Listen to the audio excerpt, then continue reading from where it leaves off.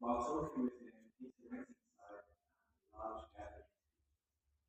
He said to them, "You are well aware that it is against our law for a Jew to associate with or visit a Gentile. But God has shown me that I should not call anyone impure or unclean. So when I was sent for, I came without raising an objection. May I ask why you sent for me?" Cornelius answered, "3 days ago I was in my house praying at this hour, at 3 in the afternoon. Suddenly a man in shining clothes stood before me and said, 'Cornelius, God has heard your prayer and remembered your gifts to the poor. Send for John, Simon, who is called Peter. He is a guest in the home of Simon the tanner who lives by the sea.' So I sent for you immediately, and it was good of you to come. Now we are all here in the presence of God to listen to everything the Lord has commanded you to tell us. This is the word of the Lord." Thanks be to God. Let's give Reverend this big round of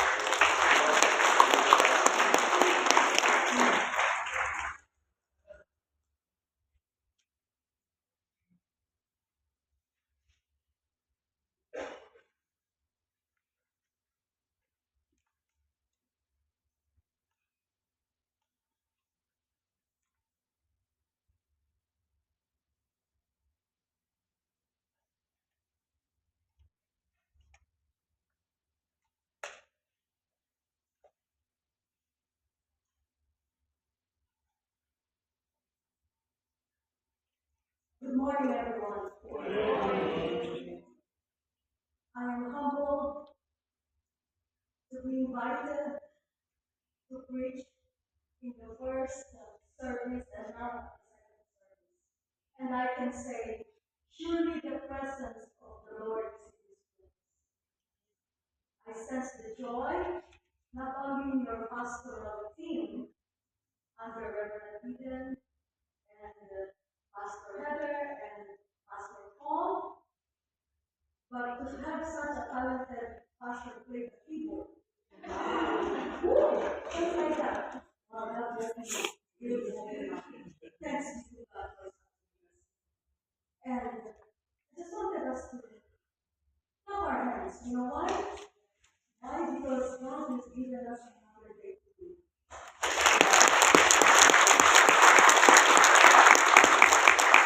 God has given us a sanctuary, a beautiful sanctuary like this, to be able to worship.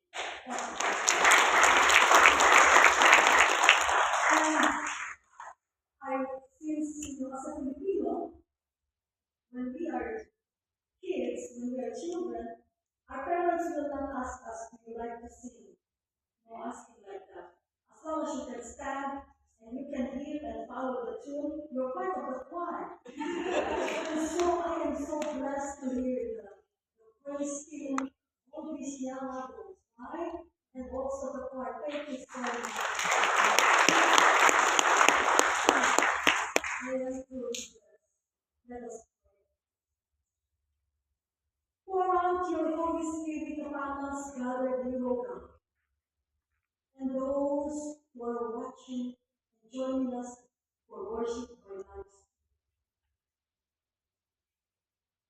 Allow us, O God, to open our ears, to open our eyes, to open our hearts, that whatever we will experience today during this sacred time of worship will compel us to be changed, to be better followers of you, the Jesus whom you love.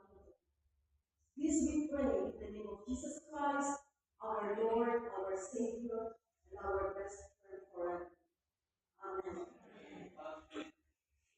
Prayers are often thought as something quiet and careful. We bow our heads, close our eyes, and try to choose the right words. Sometimes we worry. Am I praying correctly? Am I saying the right thing? For many of us, prayer feels one directional. We speak, God listens. We ask, God listens. We hope, God listens. But today's reading from Acts reminds us that prayer can also be a conversation. Honest, questioning, sometimes uncomfortable, and deeply transformative.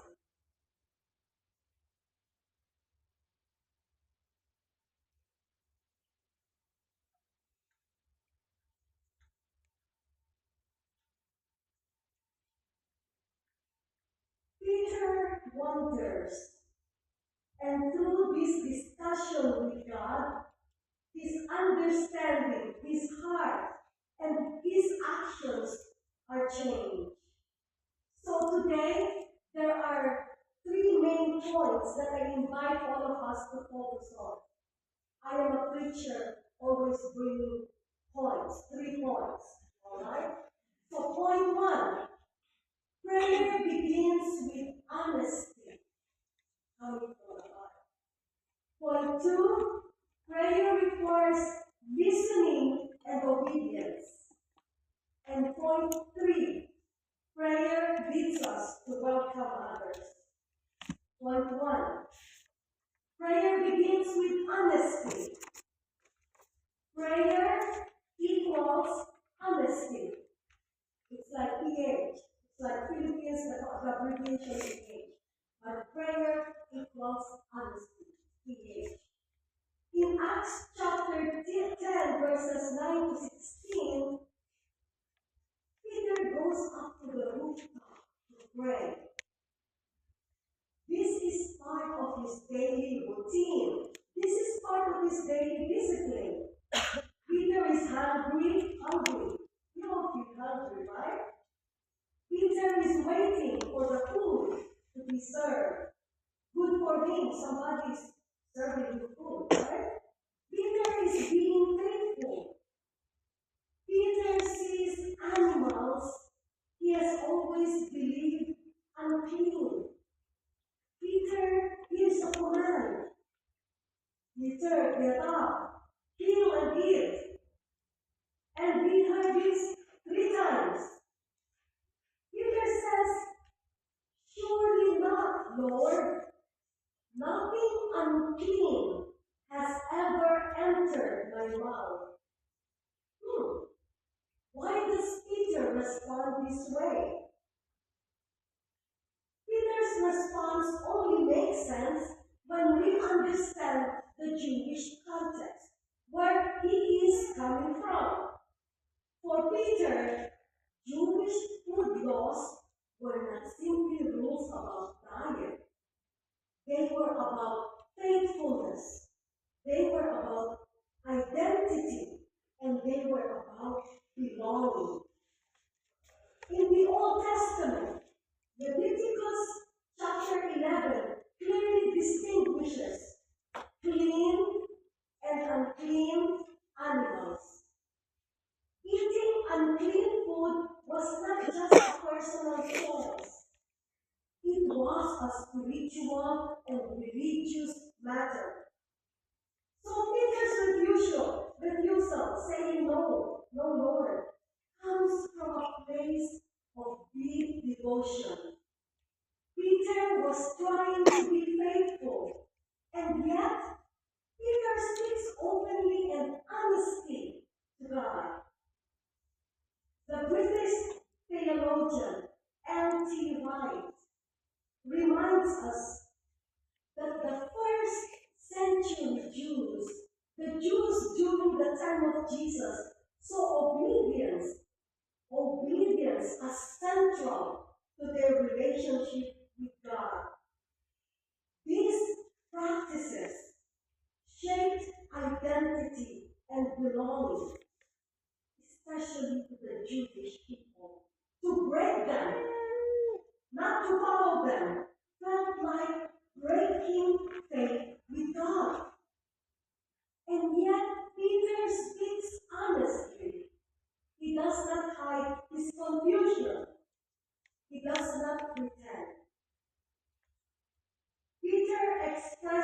concern for fidelity, not acting out of stubbornness. These teaches us something important when it comes to prayer. God welcomes honest prayer. Even when it contains confusion or questions. So let us say together as a congregation this message. God welcomes honest prayer. Say it again with me. God welcomes honest prayer. P-H. Prayer equals honesty. Point number 2. Prayer requires listening and obedience.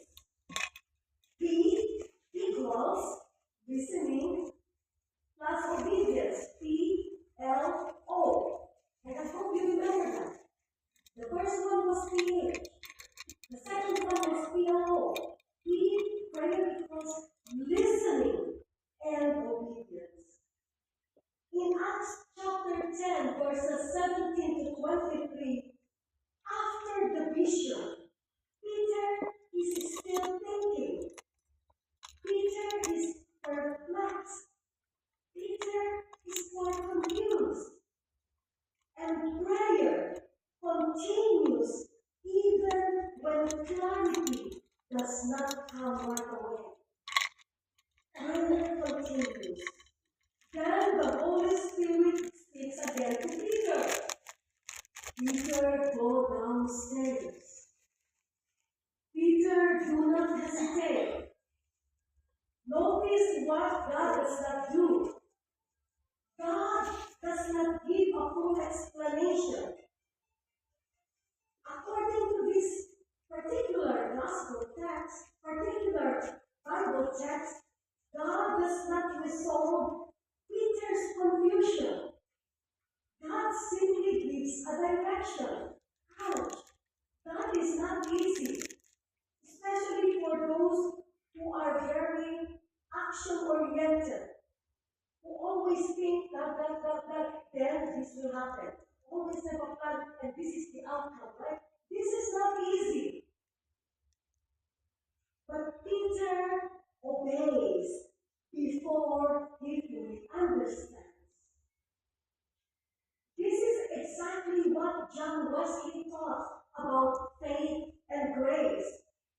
Wesley said that obedience is not how we earn God's love. It is how we respond to it. Faith is practical. Faith is practical. It is lived out. When we obey, we are responding to God's grace, not trying to earn it. When we obey, we are responding to God's grace in love, not trying to earn it. The British Methodist theologian Clive Marsh describes obedience as learning to live faithfully without full certainty. We are so blessed with these two theologians that I mentioned. They are still alive, and we can relate to them. They are contemporary theologians, right? So obedience is learning to live faithfully without full certainty. That must be so hard.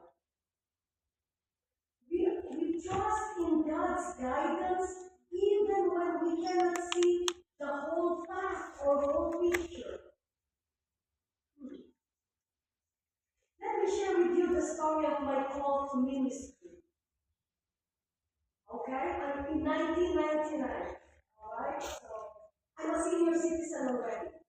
So in 1999, that was more than 40, 25, more than 30 years ago, right? And God was with mathematics. I was 37 years old. And I was a middle school teacher in a Christian school in Boston. for 5 years. And the good thing is I passed the first Massachusetts State Board exam for teachers. And somehow, I strongly believe, I'm confident, this will provide financial stability for me, for an immigrant like me, especially when the mayor of Boston was offering $10,000 signing bonus if you are a math and science teacher. Wow, right? I will grab that. But the call to ministry came so strong. I had it when I was second year in college. But then it came so strong when I was uprooted from the Manila to come to Boston. And I asked God, why do you still want me to be a pastor at the age of 37? I'm old. God, there are younger people. I thought, why not them? Younger people, right? More opportunities to provide financial stability are on my way as a certified teacher.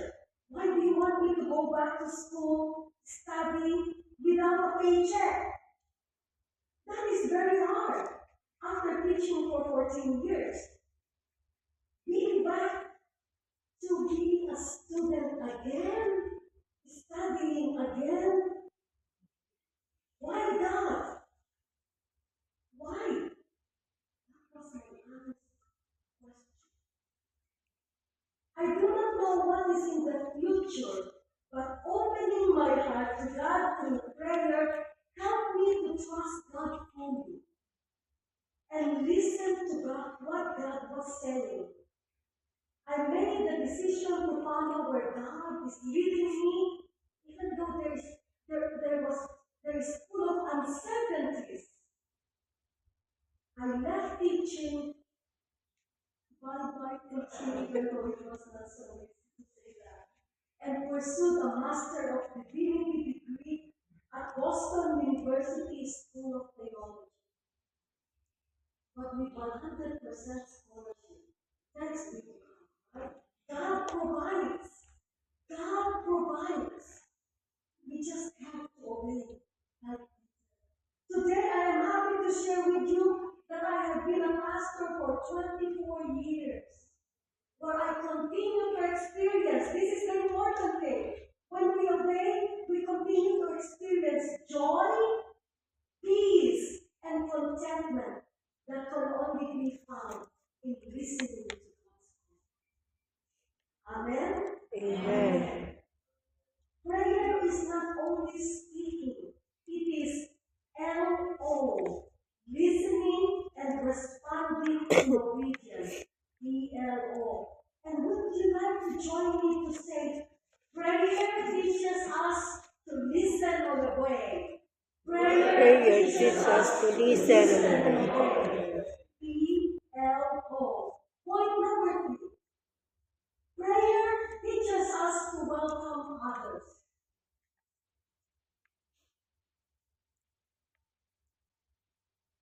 PWO.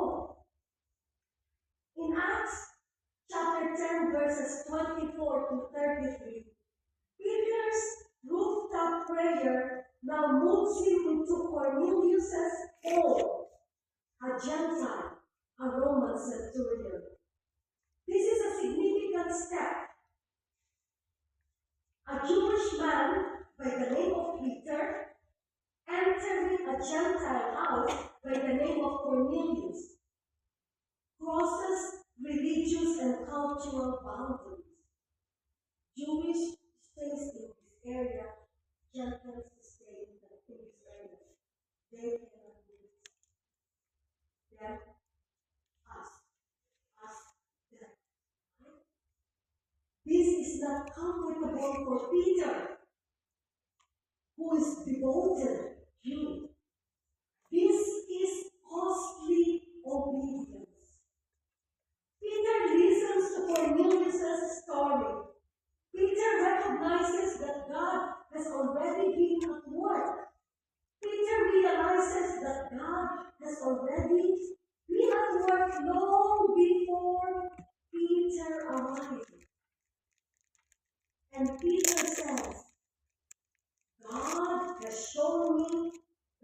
worship that call anyone impure or unclean. Wow, what a revelation.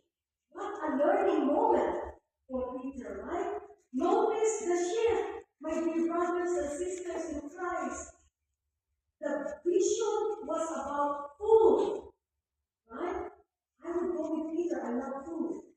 If the vision is about Peter, count me in, I will tag along. But the lesson is also not about food, but also about people. Prayer has changed Peter's heart. Prayer has widened Peter's understanding of God's family. Here we can bring lightly the message of John Wesley. I love John Wesley as a Methodist, so I love J.W. And he often reminded early Methodists that prayer shapes us so that we can love God with our full heart and we can love others and the others beyond our building more fully. Prayer that remains only private, only to oneself, is incomplete, not complete. True prayer moves from the inside out, or inside out. Prayer from the heart compels us to seek others. For many of us living between cultures, Chinese, British, African, Malaysian, Sri Lankan, Indian, Filipinos, and I heard Myanmar, and many others. This resonates deeply. God's family is wider than we can imagine, and prayer prepares us to recognize it, not reality.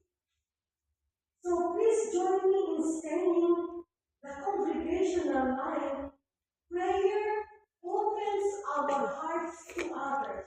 Please say it again. Prayers open our hearts to others. So number one is PH, prayer. Number two is PLO, prayer equals listening of obedience. Number three is PWO, prayer equals welcome others. Others. Peter's prayer changes Peter. Peter changes from certainty to humility. Peter changes from separation to welcome. Peter changes from rules, Lord, this is what I learned, this is what I studied. We have Leviticus with all the rules that we need to follow. From rules, but now into a bigger and better and more effective ministry to relationship building. Are you willing? This is the question for us, my siblings in Christ. Are you willing to be changed like Peter? Amen. Are you ready to change like Peter? That is why we need prayer. Prayer is not only speaking to God, it is staying in the conversation, listening, and letting God lead us to faithfulness and love. And that's what John Wesley said. Prayer shapes us not only for our spiritual life, but also for living faithfully with others. Prayer is not only personal holiness. We always hear that from Wesley. What we hear from Wesley is prayer is about social holiness. It is not only my own. May we pray honestly.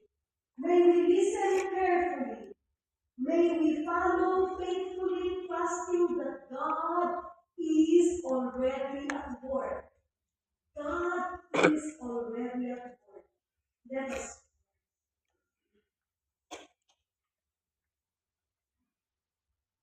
gracious God, teach us to pray with honesty, coming from our hearts, to listen with humility, and to follow with trust, knowing that you lead the way. Open our hearts to your work in others, and lead us where your spirit goes. In Jesus' name we pray, our best friend forever. Amen.